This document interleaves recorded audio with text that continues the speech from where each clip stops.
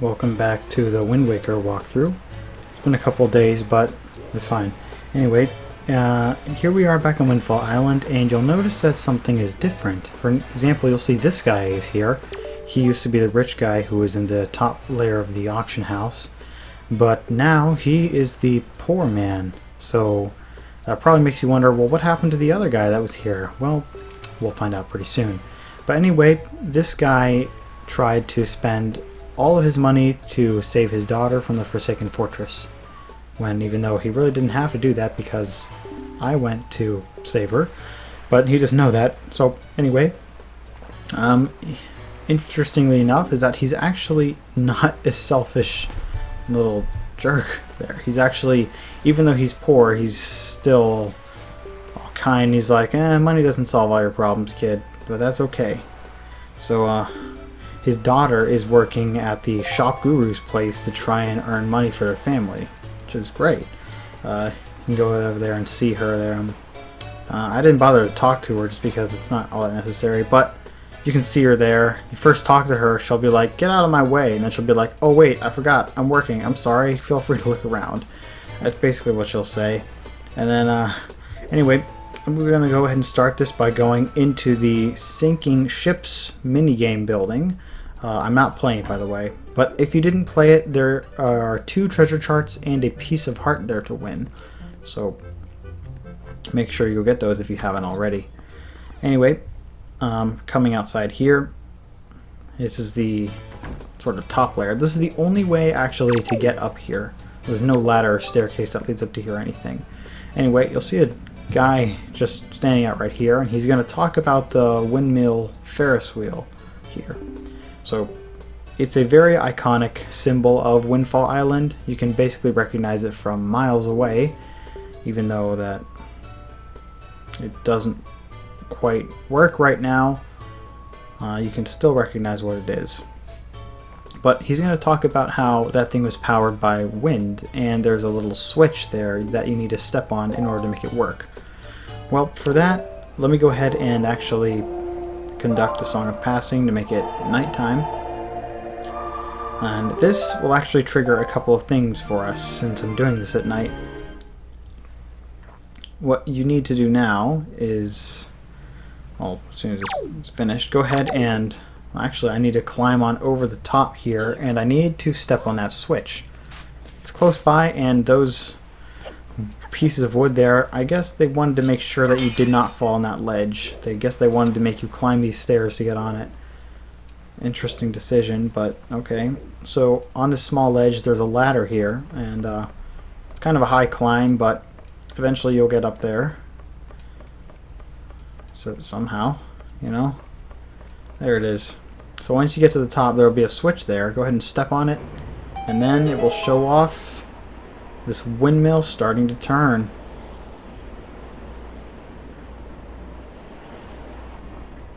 Now that is turning, you can get down from here, and I always like to get down from ladders just by grabbing it a little bit at a time to see if I can. Some ladders in this game don't let you do that, but that one does. So I'm thankful for that, just because I don't want to create a drop and then just like slam onto the ground. Even though that drop is not high enough to hurt you, still I don't want to do that. Anyway, back inside the sinking ships minigame, climb up the stairs again and then go through the door.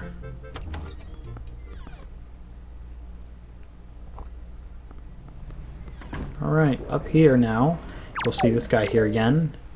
You can talk to him and he'll be very happy to know that the windmill Ferris wheel is moving again. So he says he doesn't know who did it, but I'm pretty sure he knows that it's me, but he just doesn't want to be direct about it. Anyway, he's going to talk about, well, actually he's just going to say, hey, why don't you go ahead and ride one, see what you can find. So that is exactly what I'm going to do. You come up here and it is turning, and you want to wait ever so slightly for this thing to come and then jump into it. And once you're into it, go ahead and equip your arrows, and to make them into fire arrows you just press the R button to swap fire and ice arrows. If you remember last time I visited the Great Fairy Queen, and she was very creepy, but she gave me some fire and ice arrows, which is very nice. And these use up magic, and apparently there I missed, but I shot it right there, and apparently it counted. I have no idea how that worked, but it did. Anyway, now that that is lit up, a treasure chest will appear on that very tiny island. You've probably been seeing it and wondering, why is that there? What is that for? Well, now you know. So I went ahead and sped this up a bit just because it's a little slow, and I know you didn't just want to sit here and watch me wait for this thing to hurry up and get over here. Alright, enough of that. Now let's go over and talk to him again, and he will be so happy to know that the light in the lighthouse is moving again. And I know it probably looks like I'm speeding it up, but I'm not. He's actually that fast. Anyway, he's going to be so happy that he is going to give you a piece of heart. Very nice. You have to actually light the light in order to get this piece of heart, and then you go back and see him. Now, enough of that. Let's go get that treasure chest that appeared down there. Excuse me. That little lantern there pushed me off. Interesting. Go ahead and jump down on here. And you can just use your map to help you find the small island. You're going to need your Deku leaf in order to get over there, actually. So, go ahead and do that. Climbing on these rocks actually isn't necessary, but I still did it. Now, this can be tricky to figure out where exactly you want to blow it, because you could be off a little bit if you go south or southwest. I always make this thing go southwest just because I was trying to get this thing to work, but I was playing Wind Waker HD, and in this version you just aim the control stick at where you want to go, but in Wind Waker HD you can only move it left or right, and I wasn't quite used to that. Anyway, go ahead and come on over here, and be careful because it's a very small island, so don't accidentally miss it. Anyways, now that we're on this island, go ahead and claim your prize, which is another piece of heart. Excellent. So, it's very nice to get pieces of heart, especially in a small island at nighttime, right? Alright, now that's enough of Ferris wheel stuff. It is time to do something else. There is a place you need to go between the auction house and between the potion shop right here. You may remember this thing, we were in it once. Anyway, you'll find that there's a little girl right there. That's the girl who's we saved her at the Forsaken Fortress, and now she's working in the shop. So she's outside, and it's kind of suspicious. She seems to be sneaking around. So our mission is to follow her where she's going. I want to hide behind this slab of wood right here. And then she's going to look around, and then Link does his impression of a cat, I guess. It's good. I don't know, but I don't think that's what cats sound like. Anyway, don't be too close to her, or she will catch you, and then you'll have to go in a building and then leave to restart this again. Anyway, go ahead and keep on following her, but don't be seen.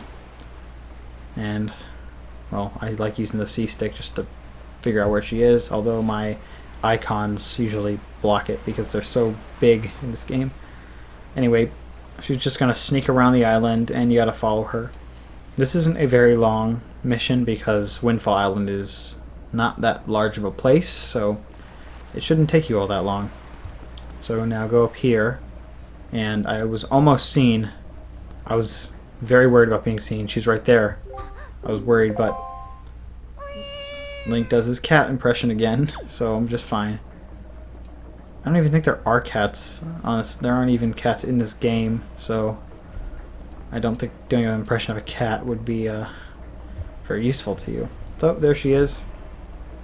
I thought that Link would do his cat impression again here, but I think I was too far away for that. Alright, this is basically the end of it. You just have to watch her sneak around into the shop guru's place, and then follow her. Perfect. Once she has an icon of a blue rupee above her head, go ahead and go talk to her, and then she'll be startled. So she was trying to break into the safe and steal rupees.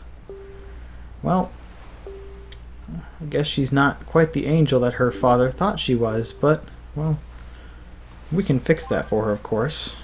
You just have to be honest and then sound like a very nice, heroic young gentleman, and she will be persuaded to not steal.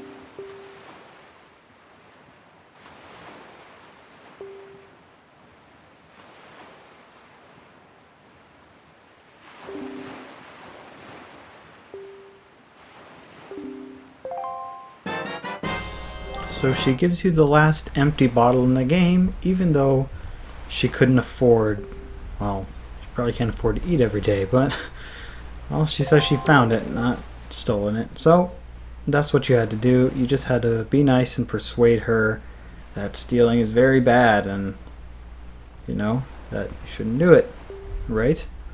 So now that she feels a lot better about it, she will leave, and then we can find out what happened to that other poor guy in the beginning of the game.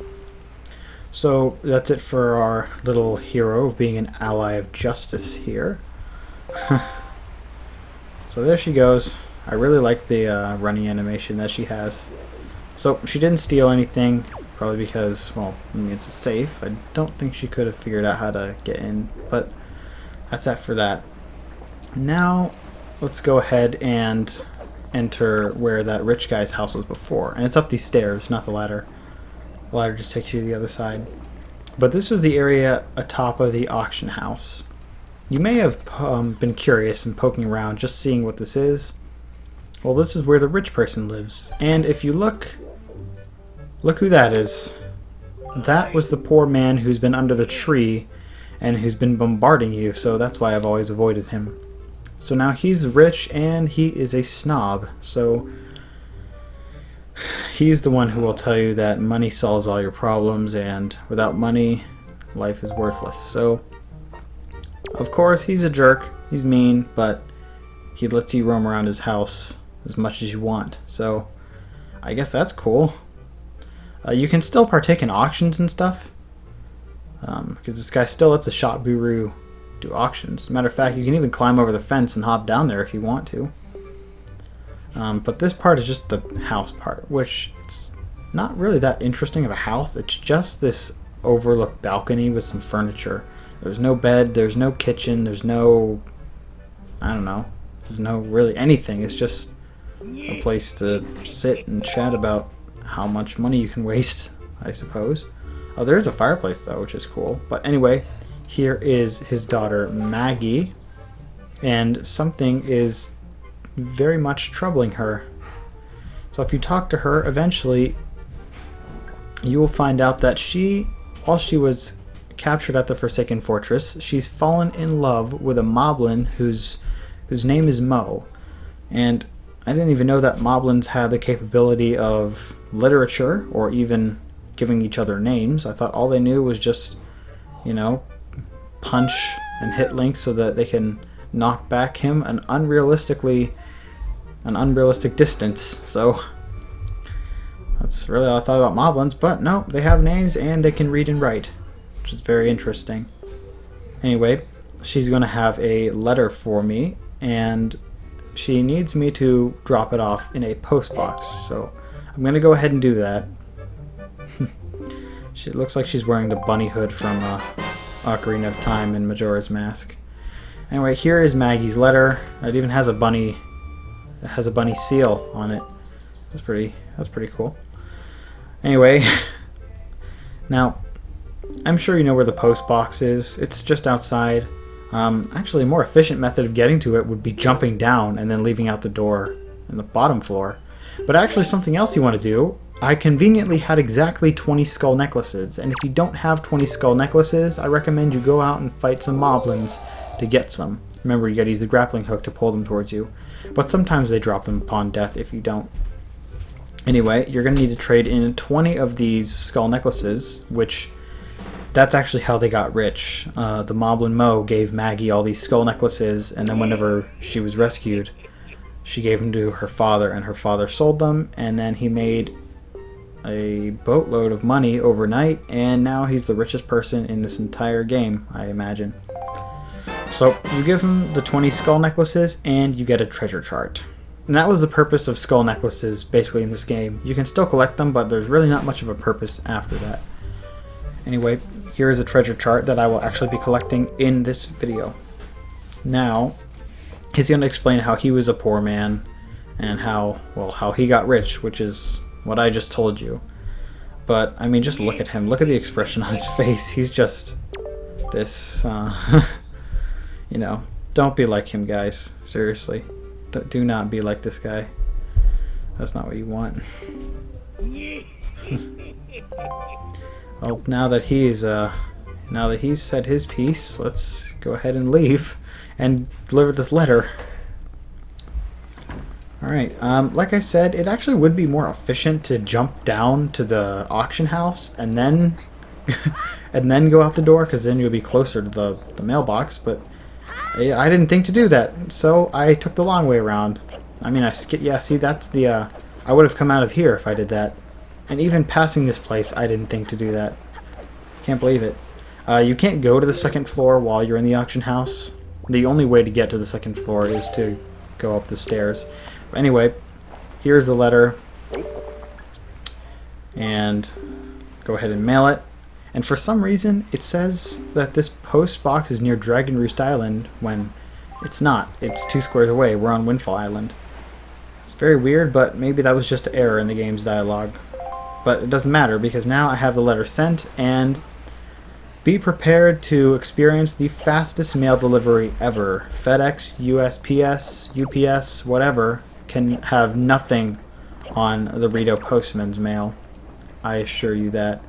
Anyway, back to the rich guy's house. You go in, and it triggers a very interesting cutscene.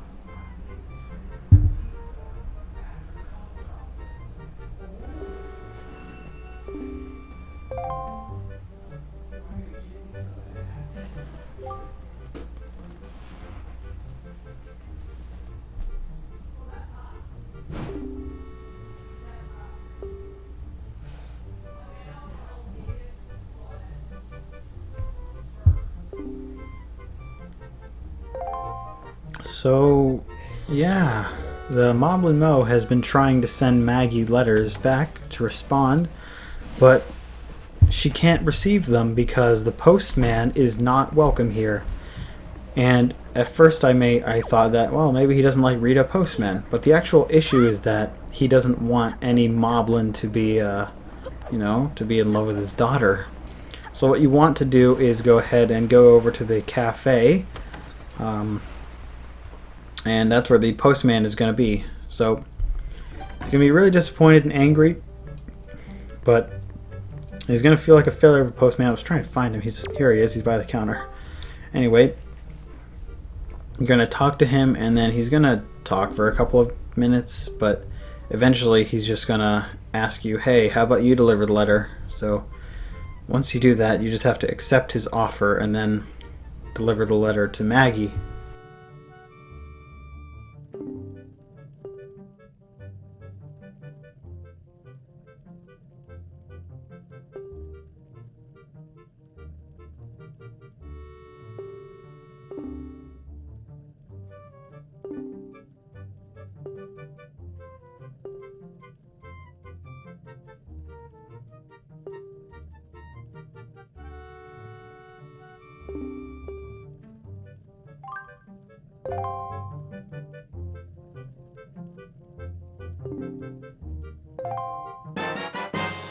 Alright, now that I have the Moblin letter, I have Mo's letter. You can see the seal is a pig snout because Moblins were based off of pigs.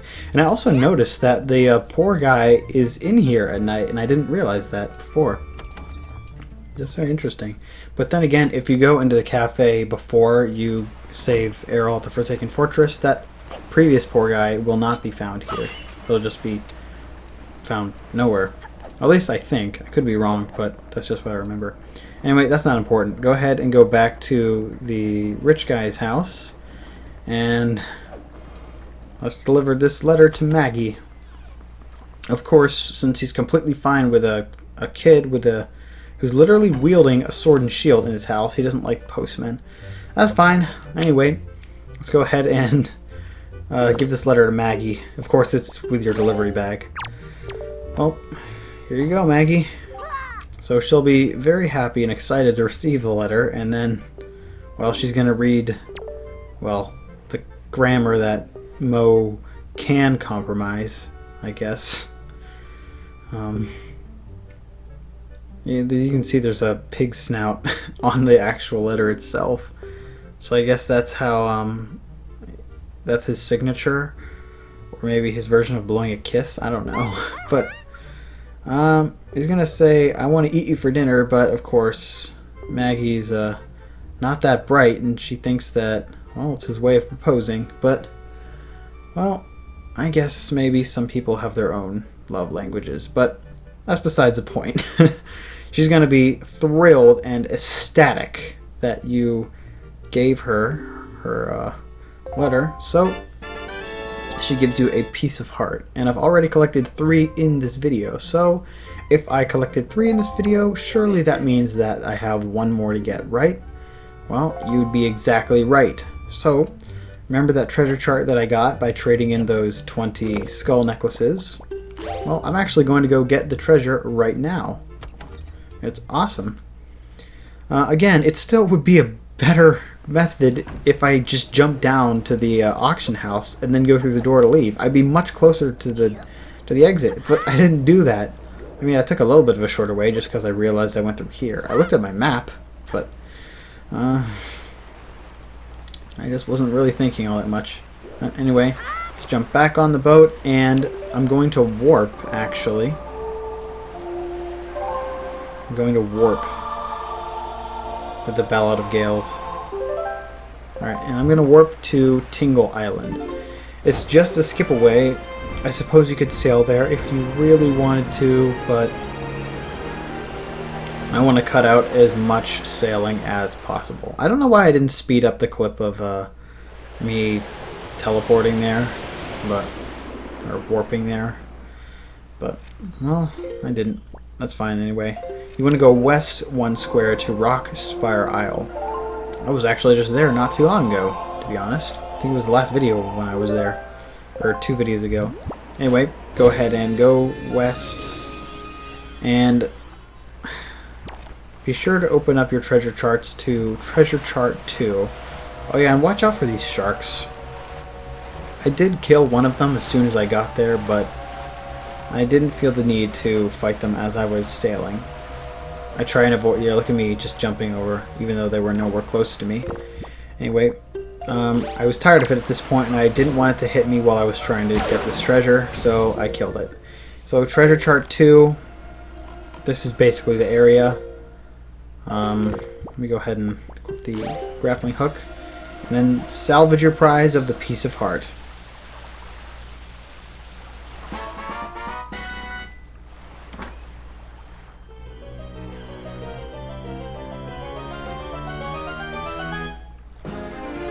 So I've completed another heart container, and that's actually going to do it for this part. Thank you so much for watching, and join me in the next one.